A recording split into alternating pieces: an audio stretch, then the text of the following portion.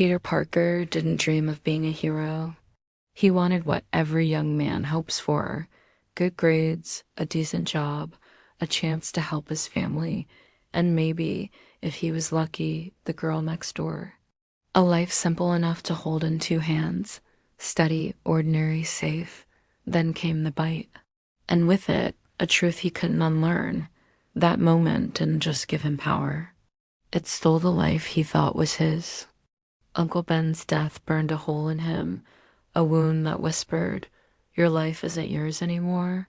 From that day, every dream had to stand aside for the calling he didn't choose.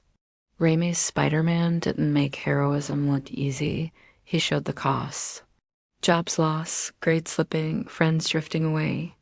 Mary Jane moving in and out of his reach, not because she didn't care, but because he wouldn't risk her safety. Every win as Spider-Man cost him something as Peter Parker. Young boys saw themselves in that.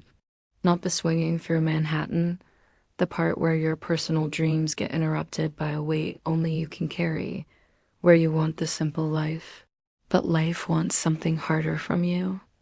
And you step into it anyway. Peter Parker is the reluctant you, unwilling to put down the phone, unwilling to step outside the comfort zone, scared of failure, scared to approach that girl.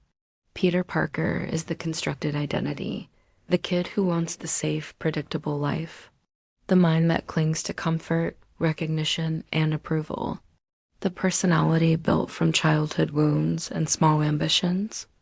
Then the spider bite, the kundalini moment, shatters that ego plan.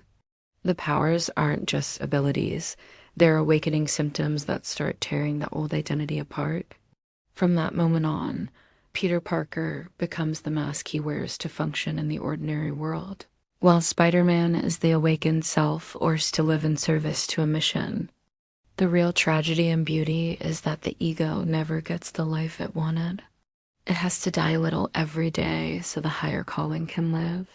That's why his story feels so bittersweet, because everyone watching has an ego that is terrified of the moment their ordinary plan gets burned away, standing between the ordinary and the impossible, bearing the truth that joy will be fleeting, but worth it